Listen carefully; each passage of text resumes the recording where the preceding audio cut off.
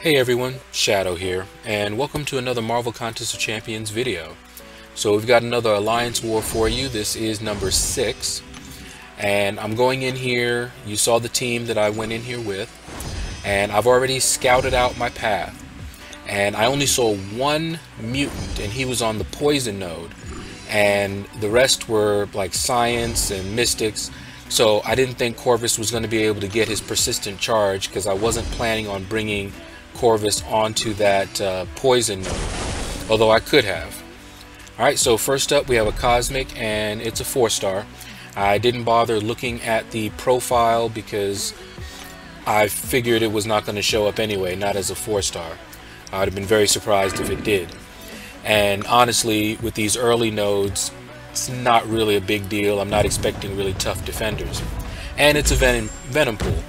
Now, I had a little flashback. I fought Venom Pool in Labyrinth of Legends, and that Venom Pool, the first time I fought him, it must have cost me 2 Odins. Easy. It was one of the worst fights that I had in there. But before I fully explored Labyrinth, I had to fight him a second time, and that second time I did it in maybe a few hundred units. So I must have learned something fighting him before. Alright, so we got that Venom Pool down. Hyperion made short work of him, and now we're going into the poison node, and that's this mutant. And again, it's a 4-star. Didn't bother looking because I knew it wouldn't show up on the profile, and it's a Nightcrawler. So Nightcrawler used to be my worst foe. I hated fighting Nightcrawlers. But as you see right there, I was able to switch him very easily. And once you switch Nightcrawler, he is not a problem. But I still play a little bit cautiously because, especially in Alliance War, it's so buggy that I can't tell whether I'm about to get kabammed, really. It should have been nice and smooth, but sometimes just controls don't work right or inputs get dropped. But fortunately, none of that happened. We were able to get that Nightcrawler down pretty easily. Alright, so now what I did here is I moved into position, and then I went to bed, because I want to start this when I have max energy. That way I can use a boost and it'll carry me through the rest of the fights. Alright, so I did take a look to see who I might face. There's no Mystic 5-star in his profile, so I'm thinking, alright, well, I have seen Magic on this node a lot, so I'm thinking maybe it's a Magic. I've seen Mordo sometimes as well, Dormammu sometimes. With all those Mystics, I would have brought my Hulk Ragnarok, but I really wanted to test out my Corvus, and it's a Mordo. Now, Mordo can be tricky to fight, but I actually got that taunt on him and got into that rhythm. So you see he's always tossing his special 1, so that made him very easy. Alright, now the mini is a Morningstar, and Corvus, while not bleed immune, doesn't take bleed damage as long as he has those charges. So I really wanted to test him against that Morningstar, so that's why I brought him in and not Hulk Ragnarok. So now we're on the unblockable special 1, and it is a Science who I often see. Now I expect a Spider-Man classic, but I have seen Electro on this node, and of course with some of the new Science champions I wasn't sure, but it is, as you see, Spider-Man. So I went ahead and fought him. I got lucky right there when he did that evade, because he could have come back and wrecked me, but I was able to get that special 2 on him, got a stun, built up some more Furies, and don't ask me how I evaded that at close range. I never am able to evade that, so Not sure if I'll ever be able to repeat that again, but I was pretty proud of that one. Alright, so Spider-Man went down pretty easily. Next up is Bane. Now, Bane, I don't have a problem fighting Bane. It's just a matter of timing. Now, I saw that it was Mordo, and I was not happy about that, because Mordo, depending on how he fights, can really be a problem on this node. So, I go in here, and I'll tell you right now, I fought him all wrong. So, right there, I attacked him and got the degen on him, but I should have built up my poise charges. I should not have attacked right away, so that was a mistake. Then, his power gain, and I actually clipped him there, and I'm thinking, okay, I'm okay, and my timing just seemed to be off, and then he got me. And I'm like, okay, I already know. You see how I'm just flailing, and then I clip him there, and then he just comes back and gets me again. So that was just a horrible fight. I wasn't sure what was going on. I made mistakes, but I believe my mistakes were compounded by some other issues.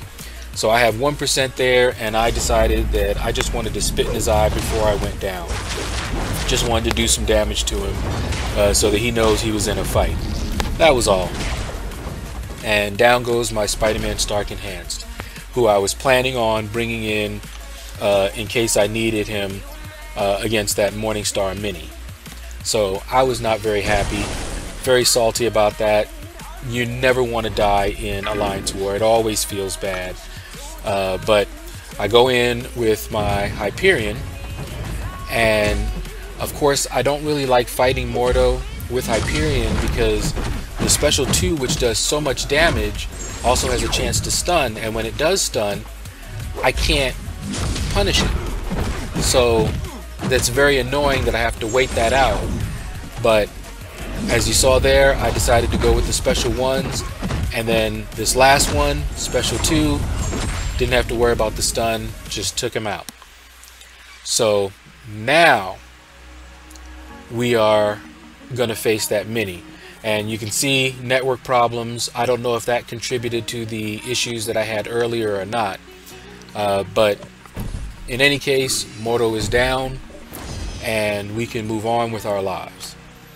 So next up is Morningstar, and as I said, I wanted to try Corvus, and I wasn't sure how to do this. Now, I have problems fighting Morningstar, and I do not know why, but I get clipped a lot.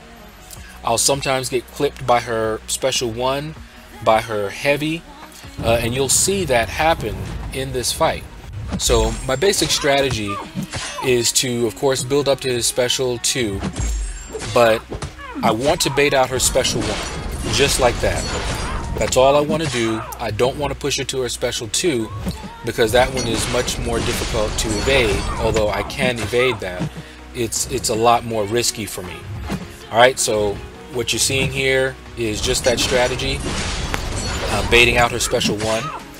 And look at that. See how I get caught by that first part of her special 1? And I get caught like that when it's her heavy as well, but I was able to back out. And then she just stopped. She stopped throwing her special. Alright, so now I'm in a corner, and I'm like, oh boy, I'm about to get wrecked.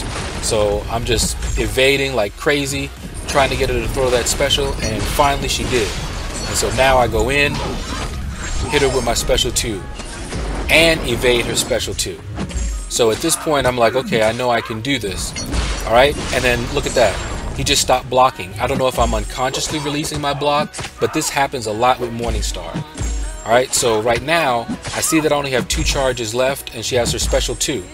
So I'm just trying to wait for the special 2, and I just failed to evade it. I don't know what happened there.